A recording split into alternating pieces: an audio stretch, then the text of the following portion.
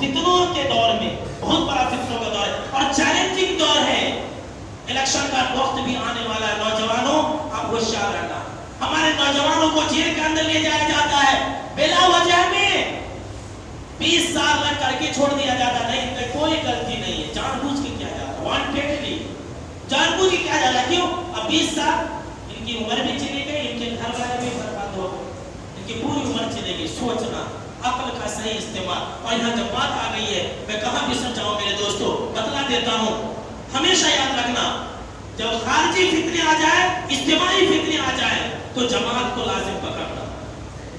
جب باہر کی فتنے آ جائے تو اپنی جماعت کو لازم پکڑنا.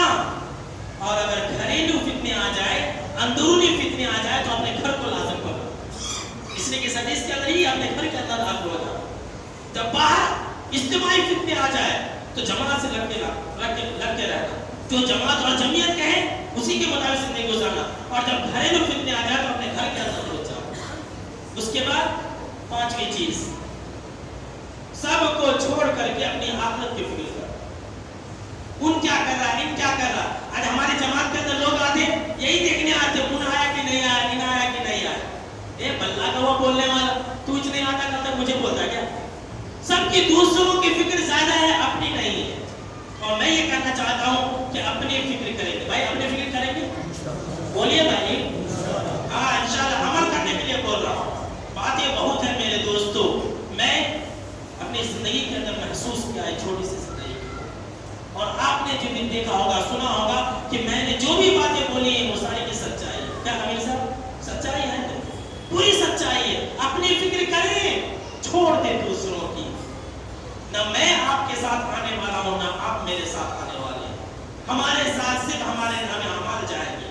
دلیل ابو ہریرہ رضی اللہ تعالیٰ عنہ کی حدیث کہتے ہیں, تمام صحابہ کرام بیٹھے تھے اور اسی موقع سے آپ صلی اللہ علیہ وسلم نے کہا کہ عبداللہ بن عمرو, اور سے سننا میرے دوست, بہت پیاری حدیث. یہ ایک حدیث یاد رکھو کافی ہے.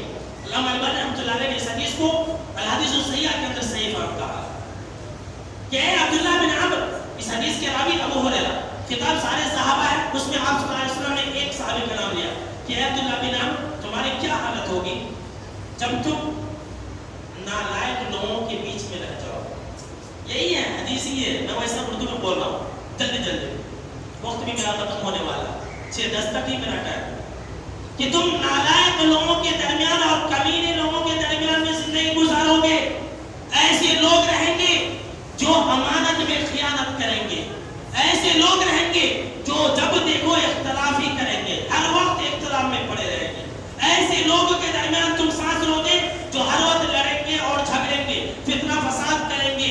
اور لوگوں کا کمیونیکیشن ایسا ہو جائے گا, ایسا ہو جائے گا. آج کل لوگ ایسے ہیں نا, تعلقات, کمیونیکیشن کیا ہے ایسے. آپ امریکہ میں بیٹھے ہوئے انسان سے 1 سیکنڈ کے اندر آپ کیا ہے دیکھ کر کے بات کر سکتے ہیں. یہ کمیونیکیشن جسے کہتے ہیں. لوگ ایسے خلط ملط ہو جائیں گے. یہ حدیث ہے, آپ صلی اللہ علیہ وسلم نے اشارہ کیا کہ لوگ ایسے مل جائیں گے, خلط ملط ہو جائیں گے. صحابہ کرام نے عرض کیا کہ اللہ کے نبی اکرم صلی اللہ علیہ وسلم, آپ ہمیں کیا حکم دیتے ہیں, آپ ہمیں کیا حکم دیتے ہیں, ہم کیا کریں. تو آپ صلی اللہ علیہ وسلم نے فرمایا, لوگوں کو چھوڑ دینا. دع عنک عوامہم وعلیک بخاصتک, لوگوں کو چھوڑ دینا اور اپنی آخرت کی فکر کرنا.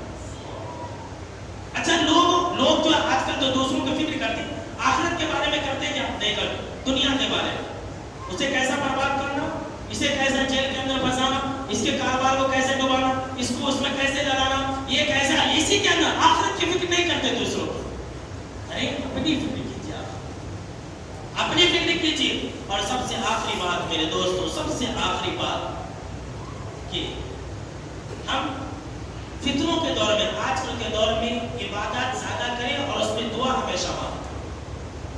کیوں عبادت, کیوں؟ اسی لیے کہ مسلم شریف کی روایت ہے, اللہ کے نبی اکرم صلی اللہ علیہ وسلم نے فرمایا کہ العبادت فی الحرج کہجرت الیہ, کہ فتنوں کے دور میں عبادت کرنا ایسی ہے جیسے کہ ہجرت کرنا مدینے کی طرف. اللہ, صحابہ کرام کیسے ہجرت کیے مکہ سے مدینہ, کتنا بڑا ثواب کام تھا. فتنوں کے دور میں عبادت کرنا یہ ہجرت کرنے کے برابر ثواب ہے. اب کہیں کیوں؟ اس لیے کہ جب فتنے ہوتے ہیں تو لوگ عبادت کو انجام نہیں دیتے, دنیا میں مگن رہتے. جیسا کہ آج کل لوگ دنیا میں مگن ہیں, عبادت کو انجام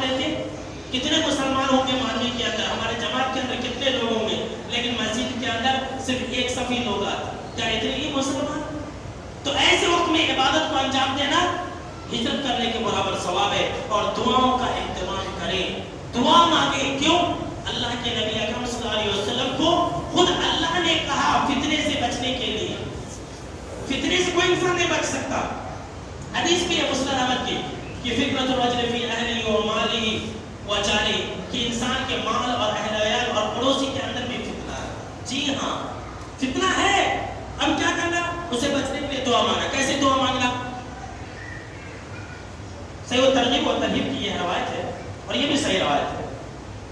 نبی حدیث بیان فرماتے ہیں کہ اللہ کے نبی اکرم صلی اللہ علیہ وسلم نے فرمایا کہ مجھ سے اللہ نے فرمایا یا محمد اذا صلیت فقل, یا محمد, دیکھیں اللہ کا حکم ہے. سب سے آخری بات, سب سے آخری بات, سب سے آخری بات یاد رکھ لیں. اہل علم سے, علماء سے پوچھ کر کے آپ دعا یاد کر لیں. یاد کریں گے کہ نہیں؟ بولے بھائی ہاں یاد کریں. وہ سننے کا زمانہ یہ ہے, کچھ ملنے والا نہیں. یہ کان سے سنتے, یہ کان سے نکال دیتے, کوئی فائدہ ہونے والا نہیں. عمل کرنا ہے, یاد کرنا ہے. اللہ نے کہا کہ یا محمد اذا صلیت فقل, کہ اے محمد صلی اللہ علیہ وسلم جب آپ نماز پڑھیں تو ہر نماز میں یہ دعا مانگیں. ہر نماز میں آپ یہ دعا مانگ سکتے ہیں تشہد میں سلام پڑھنے سے پہلے. اللہم انی اسألک فعل الخیرات وترک المنکرات وحب المساکین. اور آخری جو بات میں تقریر سے وہ یہاں سے وَإِذَا أَرَدْتَ بِقَوْمِكَ فِتْنَةً وَفِي رِوَايَةٍ بِعِبَادِكَ فِتْنَةً فَأَقْبِضْنِي إِلَيْكَ غَيْرَ مَفْتُونٍ. اللہم انی اسألک فعل الخیرات, اس کا معنی کیا ہے؟ اے اللہ میں تجھ سے زیادہ نیکی کرنے کا سوال کرتا ہوں, مجھے زیادہ نیکی کرنے والا بنا دے.